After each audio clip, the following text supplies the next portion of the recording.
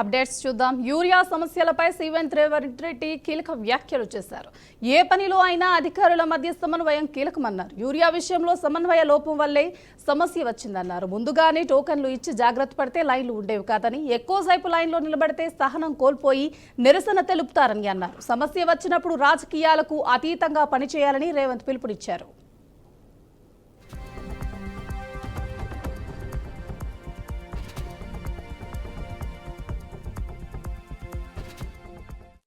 కుంటలు కానీ తెగిన వాటిని రిపేర్ చేపిస్తాం, తెగిన రోడ్లను రిపేర్ చేపిద్దాం. అదే విధంగా నష్టం అంతకుముందు భారీ వర్షాలతో అతలాకుతలమైన కామారెడ్డి జిల్లాలో సీఎం రేవంత్ రెడ్డి పర్యటించారు.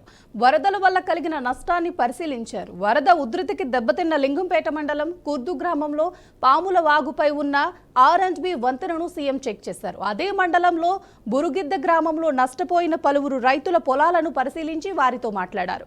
కలెక్టర్ కార్యాలయంలో వరద నష్టంపై ఏర్పాటు చేసిన ఫోటో ఎగ్జిబిషన్ ను సందర్శించారు. అనంతరం జిల్లాలో జరిగిన నష్టంపై వివిధ శాఖల అధికారులతో సమీక్ష నిర్వహించారు. ఈ సమావేశంలో అధికారులకు సీఎం రేవంత్ రెడ్డి పలు కీలక సూచనలు చేశారు. భారీ వర్షాలు, వరదల వల్ల నష్టం జరిగిన చోట శాశ్వత పరిష్కారం చూపించేందుకు అవసరమైన ప్రణాళికను సిద్ధం చేయాలని ఆదేశించారు.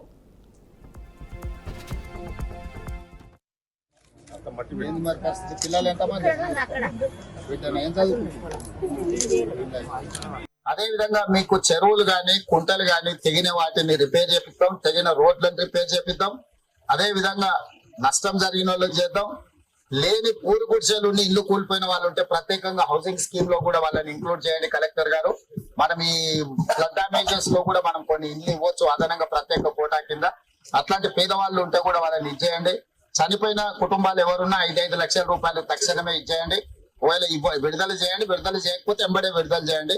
పశు సంపద నష్టపోయిన వాటికి కూడా ఎంబడే తక్షణమే ఇవ్వండి.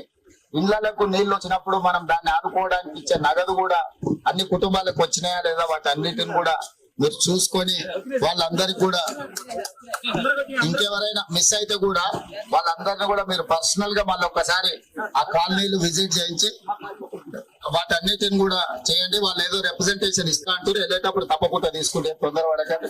మళ్ళీ కలెక్టర్ ఆఫీస్ లో పూర్తి స్థాయిలో సమీక్ష చేస్తారు. మీరు అన్నట్టు 2000, 3000 రైతులకు సపరేట్ గా రైతు వేదికల దగ్గర పెట్టి లోకల్ గా పోలీసులను కూడా అడుగు 2 కానిస్టేబుల్స్ అక్కడ నించోబెట్టి ఆ టోకెన్లు ఇచ్చి ఆ రైతు వేదికల నుంచి మీరు యూరియా కానీ ఇతర ఎరువులు కానీ ఏమైనా ఇచ్చిందంటే సమస్య రాదు. ఒక్కసారిగా మంది అందరూ ఒక దగ్గర నిలబట్టి అందుబాటులో ఉన్నా కూడా లైన్ పెద్దగా కనిపిస్తుంది. సినిమా హిట్ అయితే అందరికి టికెట్ దొరకవచ్చు కానీ లైన్ చూస్తే పొడుగ్గా కనిపిస్తుంది. ఆఖరి ఆయనకు మొదటి ఆయనకు సేమ్ టైంలో ఇవ్వలేరు కదా. సేమ్ యూరియా అందుబాటులో ఉన్నా కూడా 1000 మంది లైన్లో ఉంటే మొదటోడికి చివరోడికి 8 గంటలు పడుతుంది. వీడు 8 గంటల లైన్లో నిలబడే వరకల్లా వీడు సహనం నశించేసి అసలు యూరియానే అందుబాటులో లేదని వాడు కూర్చోవడానికి రోడ్డు కాటం కూర్చుంటాడు కొన్నిసార్లు. భారీ వర్షాలు, వరదలతో తెలంగాణ రాష్ట్రం అతలాకుతలమైన నేపథ్యంలో తెలంగాణ రాష్ట్ర డిప్యూటీ ముఖ్యమంత్రి బట్టి విక్రమార్క, వ్యవసాయ శాఖ మంత్రి తుమ్మల నాగేశ్వరరావు ఇవాళ ఢిల్లీలో కేంద్ర మంత్రులను కలిసి రాష్ట్ర పరిస్థితులను వివరించారు. మధ్యాహ్నం కేంద్ర ఆర్థిక మంత్రి నిమ్మల సీతారామన్తో సమావేశమైన బట్టి విక్రమార్క రాష్ట్ర ఆర్థిక పరిస్థితులు, లోన్ అంశాలపై చర్చించారు. అంతేకాదు తెలంగాణలో విస్తారంగా పండించే పామ్ ఆయిల్ పై విధిస్తున్న సుంకాలను తగ్గించాలని కోరారు. రాష్ట్రంలోని విద్యా సంస్థలకు అవసరమైన ఆర్థిక సాయం అందించాలన్న విజ్ఞప్తులను కూడా నిర్మలా సీతారామన్ దృష్టికి తీసుకెళ్లారు.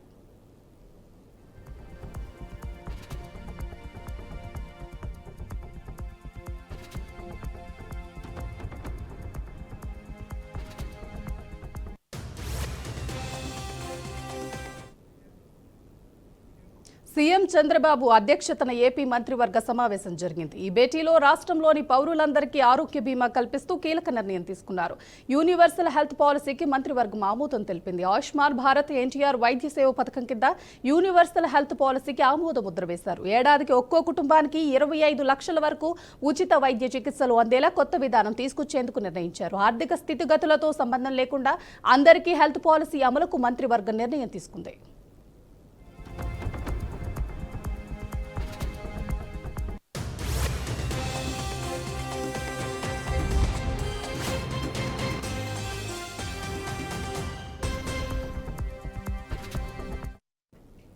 ఏపీ మానవ వనరుల అభివృద్ధి ఐటీ శాఖ మంత్రి నారా లోకేష్ ఢిల్లీలో పర్యటించనున్నారు. ఈ పర్యటనలో భాగంగా శుక్రవారం ఉదయం ప్రధానమంత్రి నరేంద్ర మోదీతో సమావేశం కానున్నారు. ప్రధానమంత్రి నరేంద్ర మోదీతో మంత్రి లోకేష్ మర్యాదపూర్వక భేటీ కాబోతున్నారని అధికారిక వర్గాలు వెల్లడించాయి. ఢిల్లీలో ప్రధానితో సమావేశం ముగిసిన వెంటనే మంత్రి లోకేష్ తిరిగి రాష్ట్రానికి పయనం కానున్నారు. రేపు మధ్యాహ్నానికల్లా ఆయన రాష్ట్రానికి చేరుకుంటారని సమాచారం. అనంతరం ఆయన నేరుగా అమరావతిలో జరగనున్న ఉపాధ్యాయ దినోత్సవ వేడుకల్లో పాల్గొంటారు.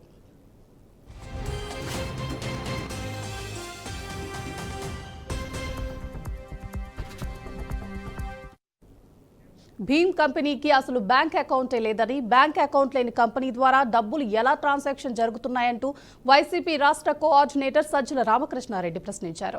మా హయాంలో పేపర్ల కోసం కథలు సృష్టించలేదు, లేని స్కామ్ మీద ప్రజల్లో విషం నింపాలని చంద్రబాబు చూస్తున్నారు. అందులో భాగంగానే రోజు వారి విషపు కథలు ప్రచురిస్తున్నారని విమర్శించారు. యాక్టివిటీ లేని కంపెనీని అక్రమ లిక్కర్ స్కామ్ లో ఇరికించేందుకు ప్రయత్నిస్తున్నారని, డబ్బులతో పట్టుబడిన వ్యక్తికి చెవిరెడ్డికి లింక్ పెట్టారని అన్నారు.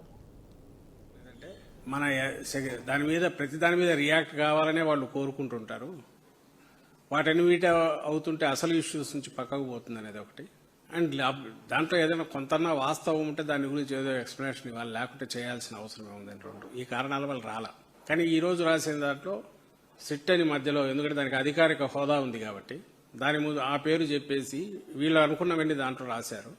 ఈరోజు ఏదైతే వాళ్ళు మెన్షన్ చేసిన భీమ్ ఏదో కంపెనీ అన్నారు, ఆ కంపెనీకి అసలు అకౌంట్ అనేది లేదు, బ్యాంక్ అకౌంట్ లేదు, బ్యాంక్ అకౌంటే లేదు, transactions nil. That was an intention. Activity ఏదైనా చేయాలనుకొని కంపెనీ ఫామ్ చేశారు తప్ప ఎలాంటి యాక్టివిటీ లేదు. యాక్టివిటీ లేని దాంట్లో ఈనాడులో రాసిన దాని ప్రకారం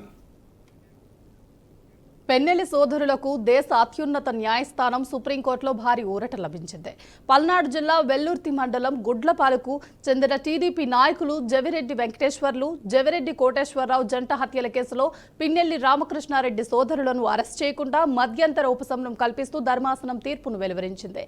ఈ మేరకు ఆంధ్రప్రదేశ్ ప్రభుత్వంతో పాటు ప్రతివాదులకు కోర్టు నోటీసులు జారీ చేసింది. అయితే ఇదివరకు కేసులో వైసీపీ మాజీ ఎమ్మెల్యే పిన్నెల్లి రామకృష్ణారెడ్డి, ఆయన సోదరుడు వెంకట్రామరెడ్డి హైకోర్టులో ముందస్తు బెయిల్ పిటిషన్ దాఖలు చేయగా ధర్మాసనం ఆ పిటిషన్ను డిస్మిస్ చేసింది. ఈ మేరకు పిన్నెల్లి సోదరులు హైకోర్టు ఆదేశాలను సుప్రీంకోర్టులో సవాలు చేస్తూ దాఖలు చేసిన పిటిషన్పై తాజాగా విచారణ చేపట్టిన ధర్మాసనం వారిని అరెస్ట్ చేయకుండా మధ్యంతర ఉత్తర్వులు జారీ చేసింది.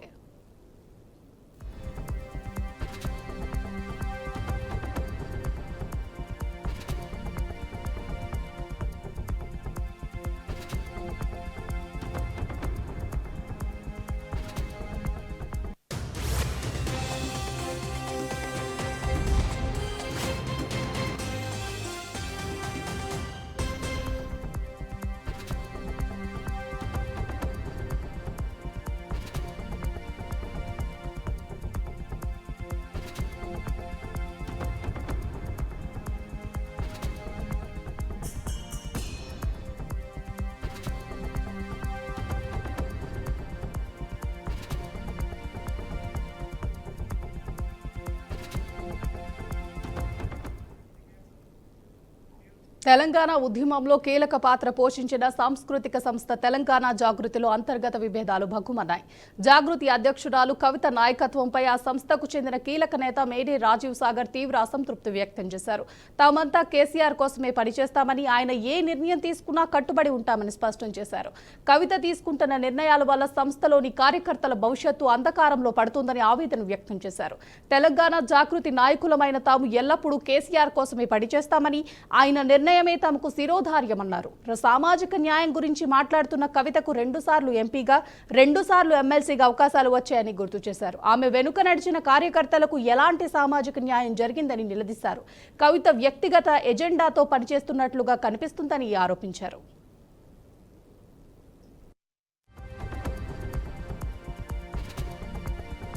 సంవత్సరాల తర్వాత ప్రభుత్వం, బీఆర్ఎస్ ప్రభుత్వం పోయిన తర్వాత 2 సంవత్సరాల నుంచి మీరు చూస్తా ఉన్నారు, బీఆర్ఎస్ పార్టీ ప్రతిపక్షంలో ఉంది.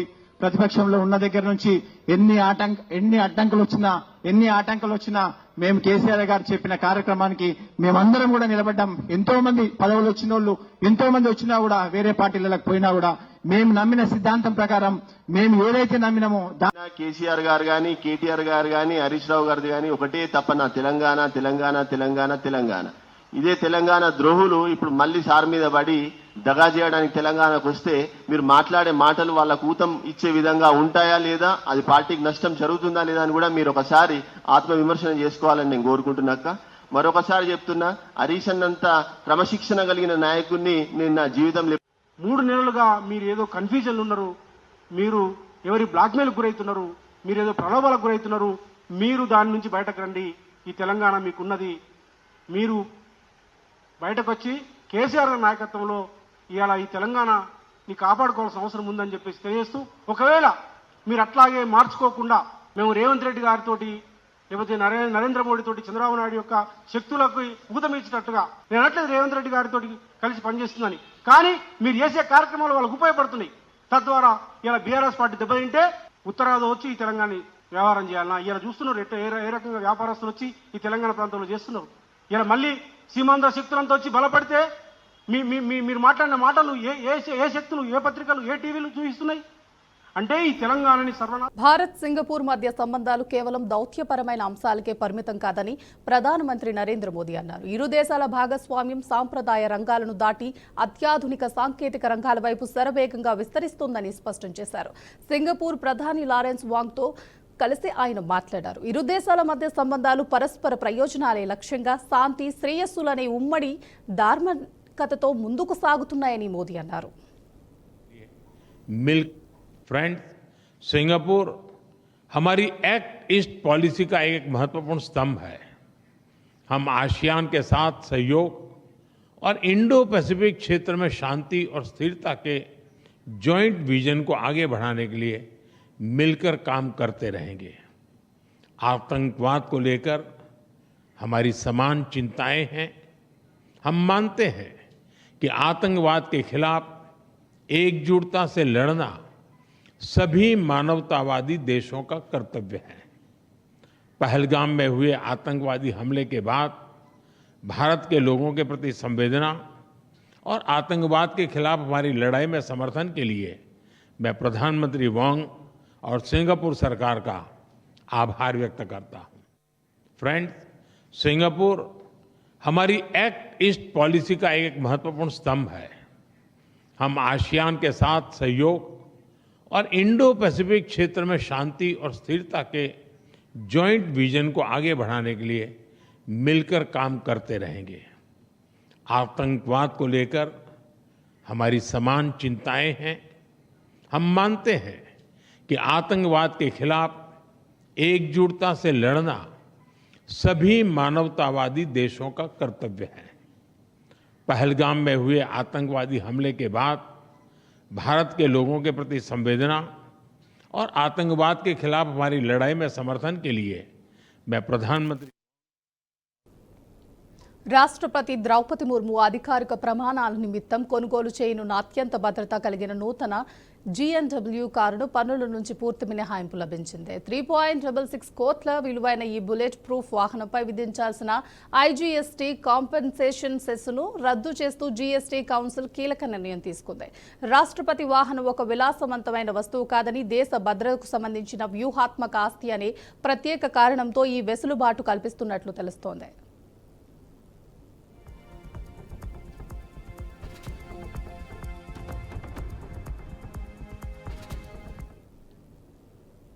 ప్రభుత్వం పలు వస్తువులపై ప్రకటించిన GST రేట్ల తగ్గింపు ప్రయోజనాన్ని పూర్తిగా వినియోగదారులకు బదిలీ చేయాలని కేంద్ర వాణిజ్య పరిశ్రమల శాఖ మంత్రి పీయూష్ గోయల్ పారిశ్రామిక వర్గాలకు పిలుపునిచ్చారు. దీనివల్ల మార్కెట్లో వినియోగదారుల నుంచి డిమాండ్ గణనీయంగా పెరిగి దేశ ఆర్థిక వ్యవస్థ వృద్ధికి ఊతం లభిస్తుందని ఆయన స్పష్టం చేశారు. ఢిల్లీలో జరిగిన భారత్ న్యూ ట్రావెల్స్ ఎక్స్పో 2025 కార్యక్రమంలో ఆయన ఈ వ్యాఖ్యలు చేశారు. And will play a very important role in the months and years to come in our journey towards Viksit Bharat 2047. I'd like to appeal to all of you that unless we pass on all these benefits of GST to the consumers, and I'd urge you all to resolve that the entire benefit of yesterday's significant concessions and GST given will be passed on to the consumer. We will all ensure that we will buy Indian-made products made by the sweat and toil of our Indian brothers and sisters, made on the soil of India. Swadeshi goods we will encourage, we will promote, generating more domestic demand. Yesterday's announcements are game. Rashtriya స్వయం సేవక్ సంఘ్ తన శతాబ్ది ఉత్సవాల నిర్వహణకు సన్నాహాలు ముమ్మరం చేసింది. ఇందులో భాగంగా రాజస్థాన్లోని జోధ్పూర్ లాల్ సాగర్ వేదికగా అఖిల భారత సమన్వయ సమావేశాన్ని ఏర్పాటు చేస్తుంది. సెప్టెంబర్ 5 నుంచి 7 వరకు 3 రోజుల పాటు జరిగే సమావేశంలో సంఘ్ భవిష్యత్ కార్యాచరణ, ముఖ్యంగా గిరిజన ప్రాంతాల్లో సామాజిక ఆర్థిక పరిస్థితులపై ప్రధానంగా చర్చించనున్నారు. प्रारंभ में ही उन्होंने संघ की जो भूमिका है समाज में एक ऐसे वातावरण को, एक सामंजस्य का वातावरण उत्पन्न करना, समाज के परिवर्तन के लिए समस्त समाज सक्रिय हो, इसके लिए पूरे समाज तक पहुंचना, तो इस दृष्टि से ये पूरा कार्य होगा और विविध संगठन भी इस दृष्टि से के कार्यकर्ता भी इस दृष्टि से सक्रिय होंगे. स्वाभाविक ही इस कार्य में पंच परिवर्तन का जो विषय लिया गया है कि समाज में सामाजिक समरसता कैसे स्थापित. సినిమా ప్రియులకు ముఖ్యంగా చిన్న పట్టణాల్లోని సింగిల్ స్క్రీన్ థియేటర్లకు కేంద్ర ప్రభుత్వం శుభవార్త చెప్పింది. వినోదంపై పన్ను భారాన్ని తగ్గిస్తూ సినిమా టికెట్లు, థియేటర్లలో విక్రయించే పాప్కార్న్ పై జీఎస్టీ రేట్లను సవరిస్తూ కీలక నిర్ణయం తీసుకుంది. ఈ మార్పుల వల్ల సింగిల్ స్క్రీన్ థియేటర్లు ఆర్థికంగా నిలదొక్కుకోవడానికి అవకాశం కలగనుంది. తాజా నిబంధనల ప్రకారం 100 లోపు ధర ఉండే సినిమా టికెట్లపై జీఎస్టీని 12% నుంచి 5% తగ్గించారు. అయితే 100 కంటే ఎక్కువ ధర పలికే టికెట్లపై ప్రస్తుతం ఉన్న ఈ 18% జీఎస్టీ యథాతథంగా కొనసాగుతుంది. ఈ కారణంగా మల్టీప్లెక్స్లు, ప్రీమియం థియేటర్లపై ఈ మార్పు ప్రభావం దాదాపుగా ఉండదు. ప్రధానంగా చిన్న పట్టణాలు, గ్రామీణ ప్రాంతాల్లోని థియేటర్లకు ఈ నిర్ణయం ప్రయోజనం చేకూర్చనుంది.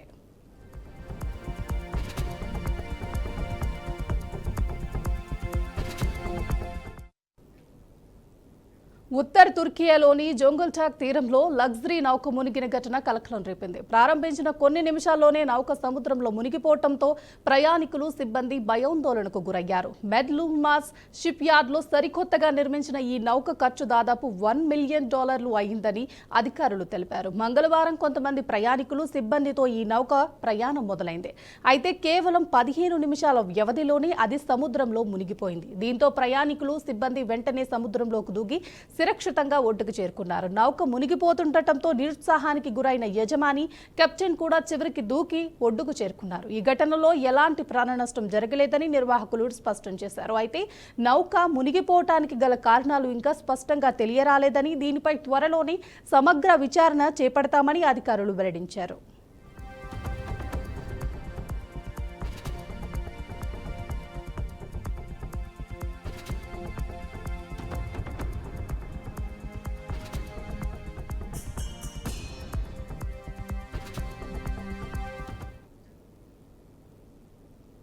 ఈ నెల 7వ తేదీన ఆకాశంలో అద్భుతం చోటు చేసుకునుంది.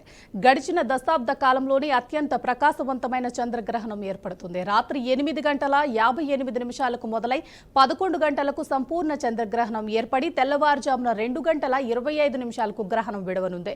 నార్త్ సౌత్ అమెరికాలోని కొన్ని ప్రాంతాల్లో మినహా మిగతా దేశాల ప్రజలు నేరుగా గ్రహణాన్ని చూడొచ్చని పరిశోధకులు వెల్లడించారు. ఆకాశం మేఘావృతమై ఉండకపోతే కనుక డాబాపైకి ఎక్కి ఈ అద్భుతాన్ని వీక్షించవచ్చని చెప్పారు. టెలిస్కోప్ కానీ బైక్యాలరర్ కానీ అందుబాటులో ఉంటే గ్రహణాన్ని మరింత చక్కగా చూడవచ్చని తెలిపారు. రాత్రి 11 గంటలకు సంపూర్ణ చంద్రగ్రహణం ఏర్పడుతుందని వివరించారు.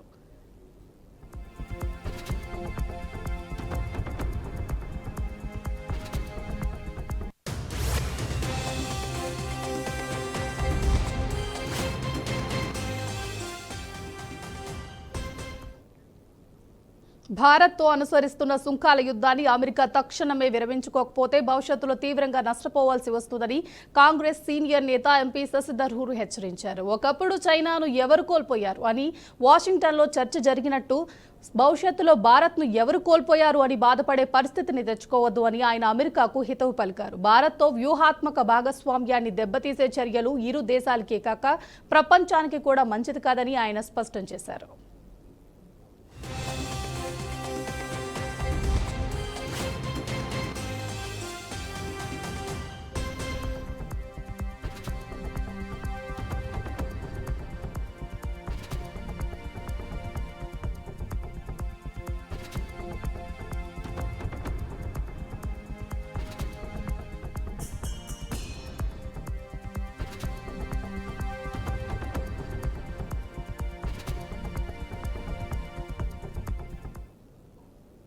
కేంద్రంలో వరుసగా మూడోసారి అధికారంలోకి వచ్చి జోరు మీదున్న ఎన్డీఏకు తమిళనాడులో అనూహ్య పరిణామం ఎదురైంది. ఎన్డీఏ కూటమి నుంచి వైదొలుగుతున్నట్లు రాష్ట్రానికి చెందిన అమ్మ మక్కల్ మన్నీ ట్రక్ కలగం సంచలన ప్రకటన చేసింది. ఈ నిర్ణయంతో బీజేపీ నేతృత్వంలోని కూటమితో తన బంధం ముగిసిందని ఆ పార్టీ స్పష్టం చేసింది. ఈ విషయాన్ని ఏఎంఎంకే పార్టీ ప్రధాన కార్యదర్శి టీటీఏ దినకర్ స్వయంగా వెల్లడించారు. ఇకపై తమ పార్టీ తమిళనాడులో ఎన్డీఏతో భాగస్వామిగా కొనసాగబోదని ఆయన తేల్చి చెప్పారు. ఈ నిర్ణయం తక్షణమే అమల్లోకి వస్తుందని తెలిపారు. రాబోయే 2024 తమిళనాడు అసెంబ్లీ ఎన్నికలను దృష్టిలో ఉంచుకుని తమ పార్టీ ఈ కీలక నిర్ణయం తీసుకున్నట్లు దినకరన్ వివరించారు.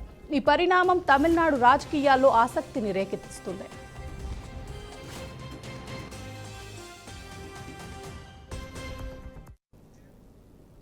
ఆఫ్ఘనిస్తాన్లో సంభవించిన భారీ భూకంపం పెను విషాదాన్ని మిగిల్చింది. దేశ తూర్పు ప్రాంతాన్ని కుదిపేసిన ఈ ప్రకృతి విపత్తులో మరణించిన వారి సంఖ్య 2200 దాటింది. మరో 4000 మంది ప్రజలు తీవ్రంగా గాయపడ్డారని అధికారులు స్పష్టం చేశారు.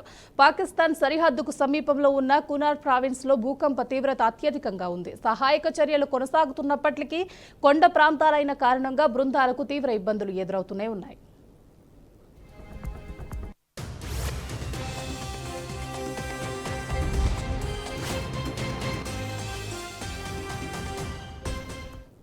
ఈ భూకంపంలో ఇప్పటి వరకు 2217 మంది ప్రాణాలు కోల్పోయారని, సుమారు 4000 మంది గాయపడ్డారని డిప్యూటీ ప్రభుత్వ ప్రతినిధి హమ్దుల్లా పృథ్రక్ ఎక్స్ ద్వారా వెల్లడించారు. సహాయక చర్యలు ఇంకా కొనసాగుతున్నాయని తాలిబాన్ ప్రభుత్వ వర్గాలు తెలిపాయి. భూకంప తీవ్రత రిక్టర్ స్కేల్ ప్రకారం 6.0గా నమోదైంది. భూకంప దాటికి అనేక గ్రామాలు పూర్తిగా నేలమట్టమయ్యాయి. మట్టి కలపతో నిర్మించిన ఇల్లు పేకమేడల్లా కూలిపోవడంతో వందలాది కుటుంబాలు శిథిలాల కింద చిక్కుకుపోయారు. హెలికాప్టర్లు దిగలేని మారుమూల పర్వత ప్రాంతాల్లో చిక్కుకున్న వారిని రక్షించేందుకు తాలిబాన్ అధికారులు కమాండోలతో గాలీలు చేస్తున్నారు.